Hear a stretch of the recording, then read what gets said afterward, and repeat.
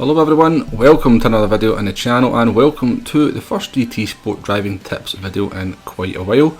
And in this one we are going to look at how to save tyres and the benefits that come with it.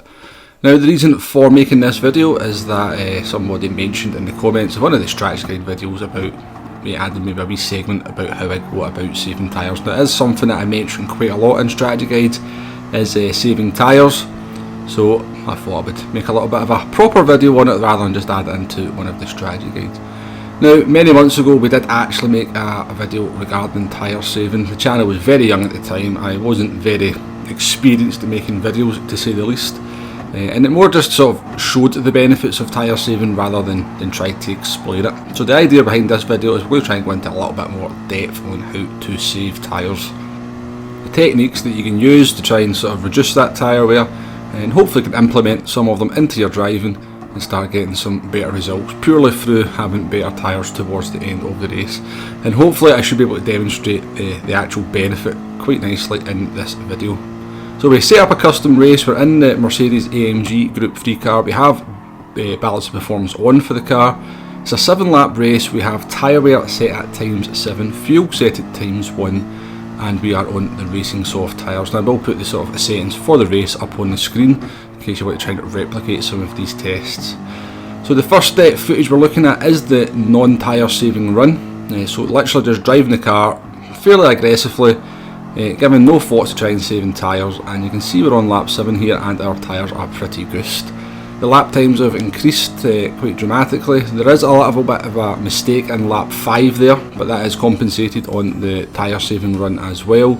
But you can see the last lap there, a 1:35.8, so I think our fastest lap was a 33.3, so the last lap there the tyres are absolutely cooked and we have lost a significant amount of time. The finishing time coming up at 11 minutes 04.1, so we'll remember that as we move on to the tyre saving run. So we're just going to join this on the last lap here. This is the sort of thing that kind of made up for the mistake we made on lap 5. We're kind of quite heavily compromised by the AI car there, going into that hairpin. Had to take a much wider line. I reckon that cost me about 3-4 tenths. The mistake in the tyre saving run probably cost me about half a second, so kind of evens itself out. But you can see straight away here, looking at the tyres, that the tyre wear is significantly less than the previous run as we come out the final corner. And as we come across the finishing line, we'll get an idea of how much time we've managed to save, or whether the tyres actually have saved us some time. And the finishing time pops up, it's 11 minutes 01.8, so we're actually at 2.3 seconds faster. So let's take a closer look at that tyre wear. It's going to flick between the two runs. Obviously the run that's got more white on it is the tyre saving run. So we've saved about 7% on the rear left, we've 12% on the front left, about 12% on the rear right, and 15% on the front right, which is the tyre that basically takes all the load in this racetrack. You've got the first turn and you've got the sort of, I think it's maybe turn 4 or 5, which are long radius left hand turns, so all the way, and work getting done by the right hand tyres on those. So that's a fairly significant portion of tyre to save over a 7-lap race. So what we're going to do next is sort of look at how we managed to achieve that.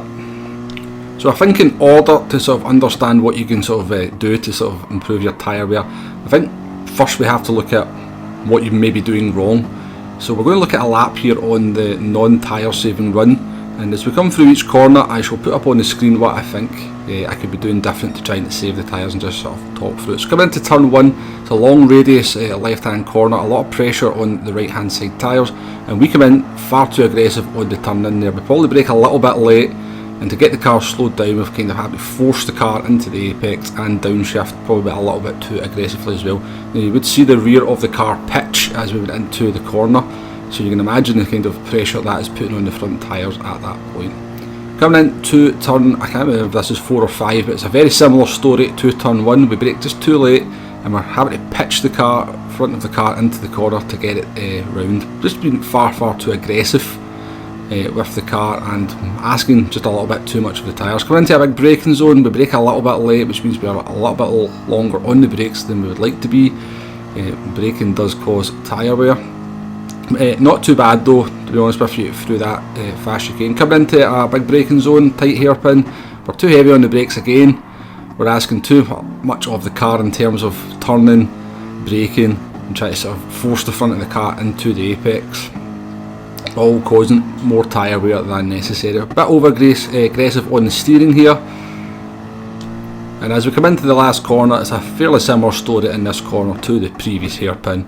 Just braking a little bit too late, trying to force the car into the corner more than necessary, probably downshifting a little bit too quickly, and just putting more energy through the tyres than is really necessary to get the car around the corner. Instead of just letting the car naturally and using the kind of grip naturally, we're kind of forcing the grip. Into the first corner, it's a similar story. We miss the apex, we try and just put more steering lock in to get the car round, and all that is going to hurt your tyres. Okay, let's move on to take a look at the tyre saving lap. But before we get to that, let's talk through this little list that's popped up. This is the sort of techniques and tips that I use to improve my tyre wear. So let's talk through them individually. So number one there, less and earlier braking. Now braking does cause tyre wear. The less braking you can do in a lap or a race, then more or less tyre wear you should get, particularly when the ABS kicks in quite strongly. Number two there, progressive downshifts. If you're sort of rattling down the gears too quickly, you're probably going to be locking the rear up, and that's just going to cause little micro slides that are all going to cause a little bit of tyre wear. Controlled corner entry, we've seen that in turn one of the non-tyre saving lap, that we were kind of forcing the car into the corner. If we just sort of go into the corner a little bit more gently, that's going to prevent again the little slides that are all going to cause tyre wear. Using higher gears, the benefit of that is that when you accelerate out of corners, you're going to be putting as much load through the rear tyres. And 5, less aggressive steering. The less steering input you can put in, then the more you're going to be stopping the front tyre scrubbing across the tarmac, and the less tyre wear you're going to get. So into turn number one we come here. Now you see it's much more controlled on corner entry. We did actually miss the apex, but instead of kind of trying to force the car into the apex there, we just actually let the car drift out, let the car slow down to where it needs to be, did minimise the sort of steering input. Once the car was just enough slowed down, we were able to kind of cruise through the corner quite gently. It's going to be the same for this one. We brake a little bit earlier than the other one, get the car into the apex, get a lot of the braking and the sort of energy reduced out of the car before the actual apex, and you'll just find the car much more balanced and stable. Coming down to this heavy braking zone, we brake a little bit earlier, we're off the brakes a lot earlier, and we just let the car coast through here, so much less braking through that sector there compared to the non-tyre saving lap. Coming up to the tight hairpin here, we're going to brake a little bit earlier than the non-tyre saving one, get a lot of the braking done in a straight line, nice and controlled on the entry, and nice and controlled on the exit as well. No sliding there whatsoever. Coming into this sort of fast chicane, going to get the braking done nice and early, get the line right, just let the car coast through. Minimal braking, minimal steering input, and coming into the last corner, watch the brakes here, we're only going to brake around about 60% there. I think we were 100% on the previous run. Again, we get the car stopped nice and early, get a lot of the braking done early in the corner, and that gives the car nice and balanced and stable as we come out and on the power. Coming back up to turn one here, we were going down to third gear on the non-tyre saving one. We're just going to keep it in fourth gear. In fact, no, we do actually drop down to third gear, but nice and slow on the downshift there as well. So again, stopping that rear from locking up. Now we're just going to sort of run both laps side by side as we just talk about a few things. So hopefully I've managed to sort of demonstrate pretty decently just the benefit of tyre saving. So you can see visually when we kind of sort of closed up on the tyres just how much improved our tyre wear was, just using the techniques that I've outlined in the video. And we can see from the finishing time that we sort of gained 2.3 seconds over the sort of non-tyre saving run. Now that may not seem like a huge amount of time, but one thing to take note in that is that after 4 laps both runs were pretty much at the same point on the track. In fact, the non-tyre saving run was a couple of attempts up on the tyre saving run. All that time came in the last 3 laps as the benefit of the tyre saving started to come into effect. Now the ironic thing is that this is essentially free lap time that you gain for trying to drive the car slower than you normally would, because most of the tyre saving techniques you're trying to put less energy through the car, so you're braking earlier, braking less, downshifting under more control, and just sort of you're not forcing the car to do what it doesn't really want to do. You're sort of letting the car do the work, if you like.